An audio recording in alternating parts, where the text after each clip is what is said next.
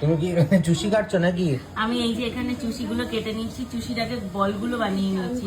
বলগুলো বানানো থাকলে তাড়াতাড়ি হয়ে যায়। এই যে এই দেখো। বাবা, এই চুষি কাটতে তো লাখ লাখ চুষি কাটতে তো তোমার ভোরবেলা হয়ে যাবে গো। হ্যাঁ, তাই মনে মা হচ্ছে। ওখানে কিসের সাথে যুদ্ধ চালাচ্ছ? হ্যাঁ, মা ওদিকে নারকেল নিয়ে যুদ্ধ চালাচ্ছে।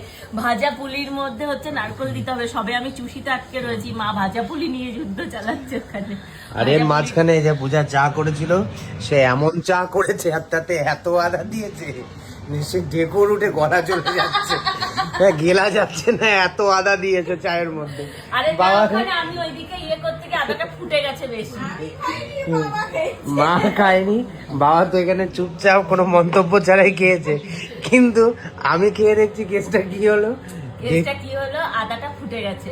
আমি ওইদিকে কি একটা করছিলাম, দুধটা কাটছিলাম না কি একটা করছিলাম, আর একটা কাজ বসিয়ে রেখে তুমি যখনই আরেকটা কাজ করতে যাবে একটা না একটা পণ্ড হবেই।